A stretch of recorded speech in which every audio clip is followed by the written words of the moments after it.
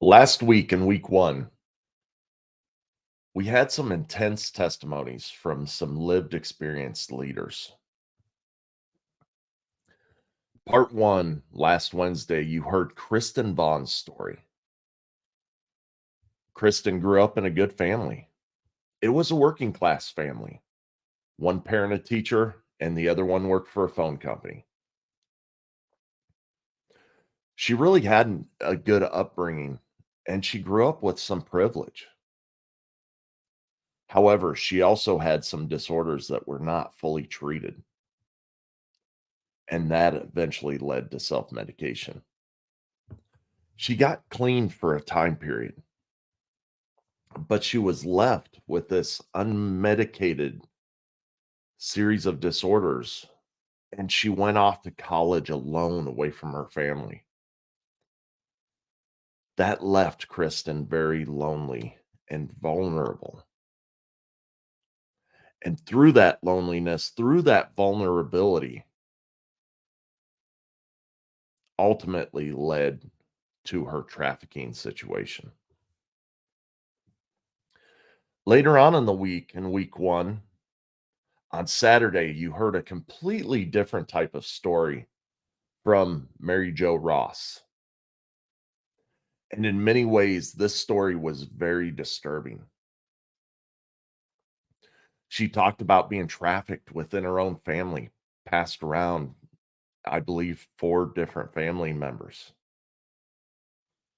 She also gave testimony about growing up in a generational satanic cult. And she talked about some of the events that surrounded this cult. And through all of this, we heard about many different types of abuse: physical, mental, emotional, and spiritual. In week one, I really want to share some takeaways from these 2 interviews with you all. However, I'd also like to hear the takeaways that you have. And if you want to interact, I suggest that you do that on the YouTube channel for Fireforge Leader, and there is a playlist for all of these interviews within that. So just comment on the interviews themselves, and I would be happy to respond to each and every one of them. So the takeaways I have, before I really started to research, human exploitation and trafficking looked a lot different to me inside my head than what it looks today. We have our minds filled with all this media stuff, these movies and events that always capture our minds.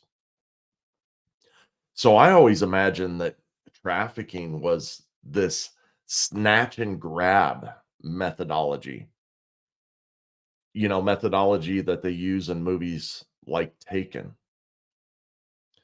But I've really found out that there's a lot of different faces in human exploitation and trafficking. So that led me deeper into looking at what I've heard from many people as I've been researching, that it comes down to 3 different things: force, fraud, or coercion. And through those 3 things, there's a ton of different ways for predators to attack. So, since this was the largest shocker to me in all of this yet, I did a little bit of research on some of the ways that fall into this force, fraud, or coercion. So, here's just the short list: it can be physical abuse, sexual abuse, kidnapping, or even confinement. It could be false promises of work. It could be false promises of wages or even living conditions. Predators can attack through deception, through fraudulent contracts, or even debt manipulation. There could be threats of harm or legal action, or even someone threatening to damage someone else's reputation. There's psychological manipulation. There can be document confiscation, and it can also come about through substance abuse. So, in the coming week, you're going to hear another two testimonies. In week two, we have another lived experience expert, and the second person is a parent of another person who was trafficked. Kalila Riga will be joining us on Wednesday, October 18th. And you're going to hear a story of a young girl of 3 years old that was sold by her mother through a brokerage of a crooked Las Vegas judge and lawyer to a South American couple. And you're going to wonder, how does that even happen? But then this couple also trafficked her south of the border, outside of America. She was lost to her real family for 37 years. And as she stated it so eloquently, her life was interrupted by trafficking. Following that interview up on Saturday, October 21st, we'll have Linda Harlos joining us. She's the mother of a trafficking survivor, where she's going to share both her daughter's testimony as well as her own.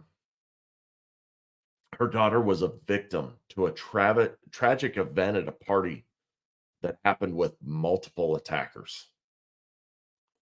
She was called a liar when she went to report it, followed up by being shunned in her community for lying about these other kids. During all this, she finds out that she's pregnant because of this event. And now she not only has to figure out how to raise a child, but she's also got to make ends meet for herself as well as someone else. And she's also still feeling very broken inside. So along comes this man. And this man seems like he was going to be everything that she needed financially, being able to provide for her, give her the roof over her head, provide diapers, you name it. This guy seemed to, fill in all the cracks that she was missing. And he did for a time until things changed. Now, for everybody listening, I've said it before, but I'm going to say it again. This series is not for your enjoyment. It's not for casual listening. Rather, it's here for you to increase your knowledge about this topic. Secondly, to provide you with resources, because once again, nobody is immune.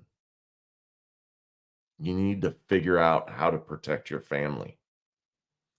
And third, this is a call to action.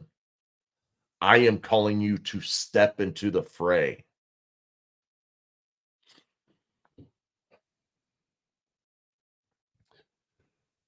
Now, you're going to be able to find resources and ways that you can support all of these fine guests in their mission at my website, www.fireforgedleader.com/CTR. Now, before I wrap this up, I'd like to give a huge shout out to a friend of mine.